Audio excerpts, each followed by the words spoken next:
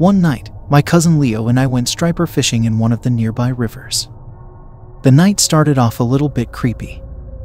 We started fishing at about 10 p.m. The place we were fishing was dark on either side of us. There was a small creek behind us, and everything was just forest. We were talking about all kinds of things throughout the night, and then we started getting into discussing ghosts and paranormal. All of a sudden, we were hearing weird noises that were out of the ordinary, the kind of awkward noises you hear in the wilderness.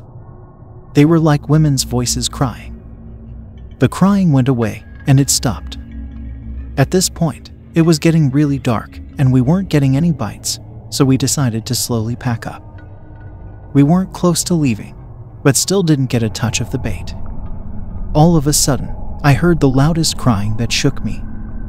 I felt something on my right and jumped as high and as quick as I ever had before. I turned to my cousin, Leo, who was sitting next to me, and saw a terrified look on his face.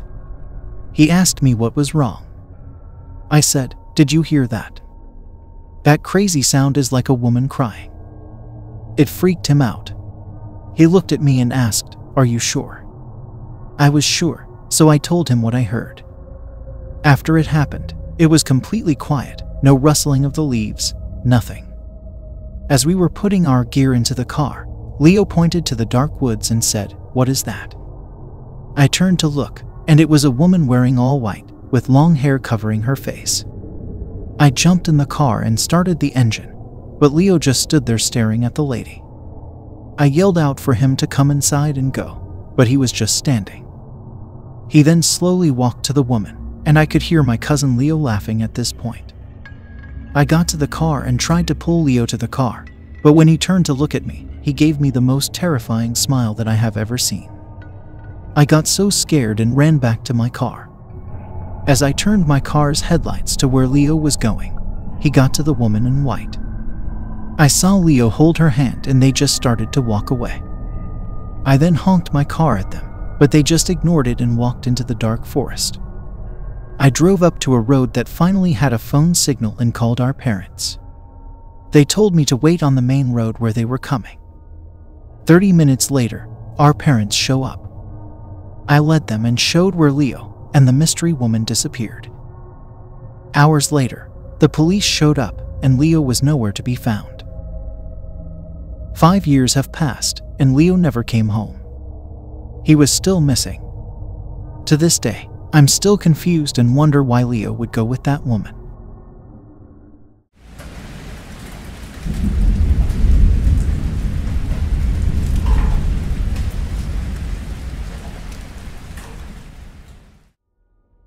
Back in the days, I used to go night fishing with my dad a lot. It was a great memory, but I will never go fishing again due to what happened to me the last time we went. I was thrilled when my dad got off work and told me that he was going fishing if I wanted to tag along. I was excited and went with my dad.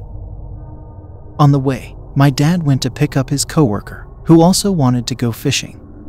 So it was the three of us. When we got to the lake, it was around 4 p.m. and the weather was great. So we unpacked our gear and got ready to fish. 2 hours later, we got some great-sized trout and were having so much fun. I climbed up to a small rock about 10 feet away from my father and his friend. They were talking and fishing, but suddenly I saw my dad's friend's head turn to look at me with a rotten face like those dead people at the funeral. Everywhere I turn, he'll stare at me with his face, then smile. Blood was coming out of his mouth. I got down and climbed up to my dad's and hugged him. I told him that I was tired and wanted to go to sleep in the car, so he gave me his key. When I got close to my dad's friend, his face looked normal again. I know what I saw was his rotten face because when I saw it, it was only 10 feet away. As I walked to the car, I could clearly see that his head was turned to look at me, at the same time moving his lips to talk to my dad. I ran to the car and sat in it, and when I peeked and looked, I could still see him looking at me smiling. So I covered myself with my jacket. I fell asleep, and when I woke up, it was already dark, so I got out and grabbed my flashlight and walked to them. When I got there, my dad was already packing, so I helped them pack up. But every time I look at my dad's friend, his face is getting worse. It's very dark and rotten now. I could look at him, but his face is always dripping in dark blood. We finally got to the car, dropping off his friend and getting home. One time, around 2 weeks later, my dad came home from work in a rush to go somewhere. And I asked my mom, and she told me that one of his best friends had gotten into a car accident and died. So my dad wanted to go to a meeting at his house. I was shocked but didn't think much of it because I didn't know which friend they were talking about. A few weeks had passed, and my dad and mom were going to a funeral, and I wanted to tag along, so I went with them. When we got to the funeral, my mom asked me to sit down while my dad and mom wanted to see the deceased in the coffin. To my horror, when we got to the coffins, it was my dad's friend that we went fishing with last time. When I looked at his face, it was the same rotten face that I saw while we were fishing. He died with a smile on his face.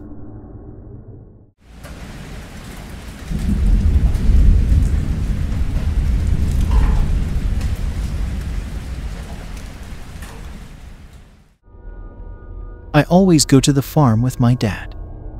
We grow vegetables and pick them to go sell at the farmer's market. Every time, after farming, me and my dad would go to this small creek to fish. My dad used to stay in the garden late at night picking his veggies, so we would have plenty to sell at the market. I remember this one night after farming. It was a clear night that night, and we decided to stop by the creek to fish before going home. You can see the stars shining brightly in the sky. It was also a full moon. We got out of the truck and set our fishing pole in the small forest to the right of the creek. As we were walking, I looked towards the forest. I saw a figure sitting on a branch. The branch extended out from the tree. From behind, you can see the moon shining through the trees. As I continued to look, I noticed that it was a very big bird with a long beak and that it had bright red eyes. Then it turned its head to the side and looked towards the sky. It's beginning to call for the sky and the moon. I have never heard a bird cry like that before, and it was so loud that your ears were going to explode. My father looked towards the woods too when he heard it. We both stopped for a bit before we continued to walk. I asked my dad what kind of bird that was, and he told me it was the bird of death. When the bird cries like that, it means death is near. So be careful of your surroundings. I don't know how my father knew what it was, but I didn't think much of it, so I didn't bother asking more.